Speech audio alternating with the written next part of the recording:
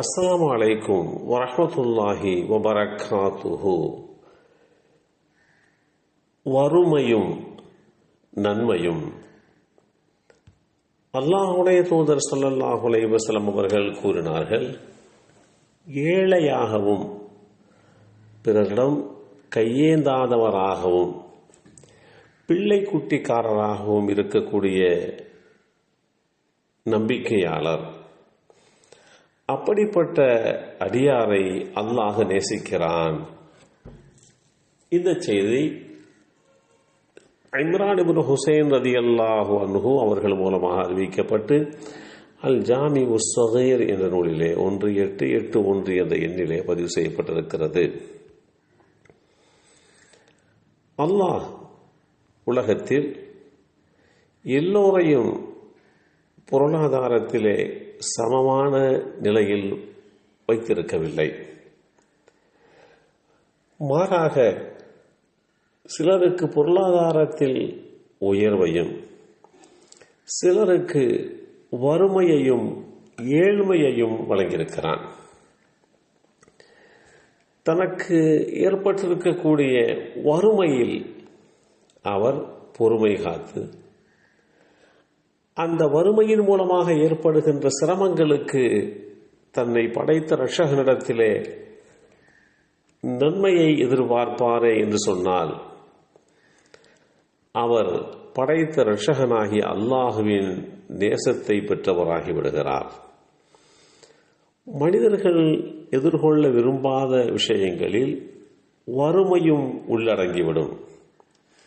எனவே அந்த வறுமையை பொறுமையோடு சகித்து கொண்டு நல்லெண்ணத்தோடு வாழும் ஒரு விசுவாசி மிகப்பெரிய நற்கூலியை மறுமை நாளில் அடைந்து கொள்வார். அல்லாஹுவின் அச்சத்தின் அடிப்படையிலே அவருடைய கடமைகளை நிறைவேற்றி நல்லொழுக்கம் பேணி வாழுகின்ற வறியவர்கள், வறுமை கோட்டுக்கு கீழே உள்ளவர்கள், அவர்களை குறித்து அவர்கள் அடையப் போகின்ற அந்த பாக்கியம் குறித்து இஸ்லாம் மிக தெளிவாக எடுத்துரைத்திருக்கிறது. சிலர் முறையாக உழைத்து முன்னேற வழி தெரியாமல் இருப்பார்கள். அதன் மூலமாக வாழ்க்கையிலே சிரமப்படுவார்கள். அவர்கள் பொருளாதார ரீதியாக வளம் காண முடியாமலேயே இருப்பார்கள். காரணம், அல்லாஹ் அவர்களுக்கு அவ்வளவுதான் என்று நிர்ணயம் செய்து வைத்திருக்கிறான்.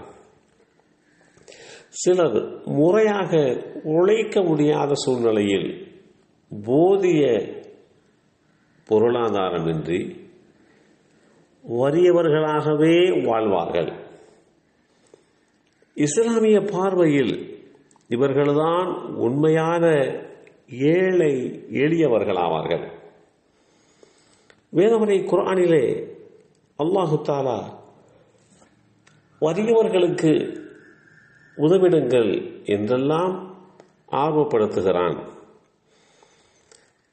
அல்லாஹ் கூறியதாக நபி ஸல்லல்லாஹு அலைஹி வஸல்லம் அவர்கள் ஒரு செய்தியை சொல்கிறார்கள். என் அடியார்களில் சிலர் இருக்கின்றனர், அவர்களுக்கு வறுமையே சிறந்தது.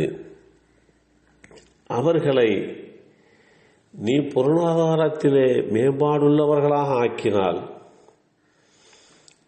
அவர்களுடைய அந்த மார்க்கத்தை அழித்தவராக ஆகிவிடுவீர். என் அடியார்களில் வேறு சிலர் இருக்கின்றார்கள், அவர்களுக்கு செல்வமே சிறந்தது.